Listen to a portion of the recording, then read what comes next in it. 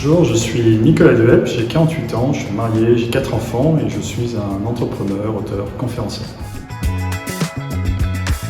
Ma vie avant l'accident, c'est celle d'un entrepreneur qui se lance dans des projets plus fous les uns que les autres, qui les réussit et qui se dope à l'adrénaline pour pouvoir aller toujours plus haut, toujours plus loin, toujours plus fort.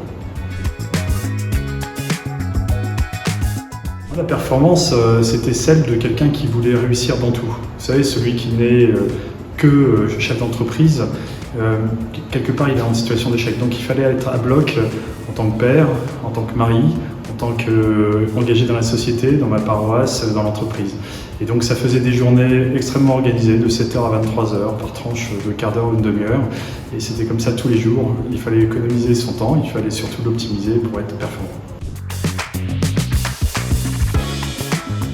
Le 9 mai 2021, à 11h, je suis sur mon vélo et dans une côte, alors que j'étais un gros cycliste, brutalement, mon cœur s'est arrêté. J'ai basculé dans la mort avec un arrêt cardiaque qui m'a laissé pour mort pendant 53 minutes sur le bord de la route. Et à partir de là, un long chemin de convalescence où il a fallu que je réapprenne à parler, à marcher, à réapprendre la vie et surtout à désapprendre ce que j'avais appris pour apprendre à écouter mon cœur.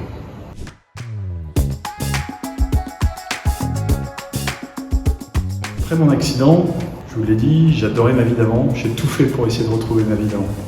Je me suis donné tous les moyens pour y arriver, jusqu'à ce que je comprenne que j'y arriverais pas, mon cerveau était touché et qu'il y avait un avant et un après. Et à ce moment-là a démarré un long processus, celui du deuil, pour arriver à l'acceptation. En fait, aujourd'hui, j'ai découvert que la performance n'était pas exclusivement celle du cerveau, elle était aussi celle du cœur. Et que quand on apprend à écouter son cœur, on découvre qu'il est extrêmement performant. La vie en devient plus simple, plus juste, plus joyeuse. Et finalement, pour rien au monde, aujourd'hui, je troquerai ma vie d'aujourd'hui pour revenir dans cette dame. La grande leçon, c'est d'apprendre à écouter mon cœur, apprendre à lui faire confiance, parce qu'il va me conduire vers la joie qui m'emmène à l'amour.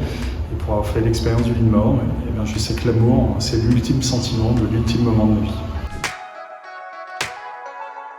Alors moi, j'étais chez les SUF, à Tours, au début dans la meute Saint-Paul, et puis ensuite à la troupe avec le groupe de Saint-Grégoire.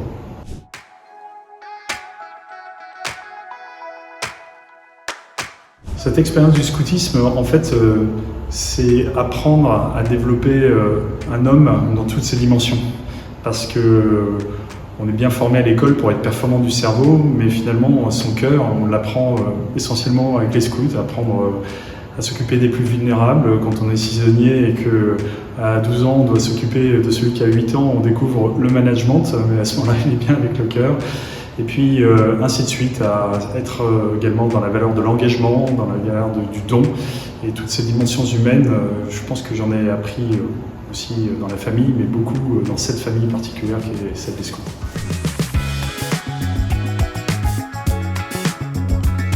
Alors moi, le scoutisme, en fait, je le revis à travers mes enfants, puisque j'ai 4 enfants, et ils sont tous scouts et guides.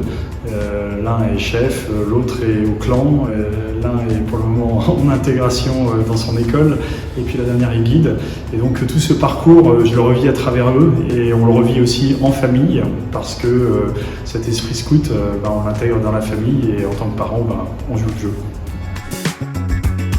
Alors ma devise, c'est celle qui est écrite 365 fois dans la Bible, c'est « N'ayez pas peur ».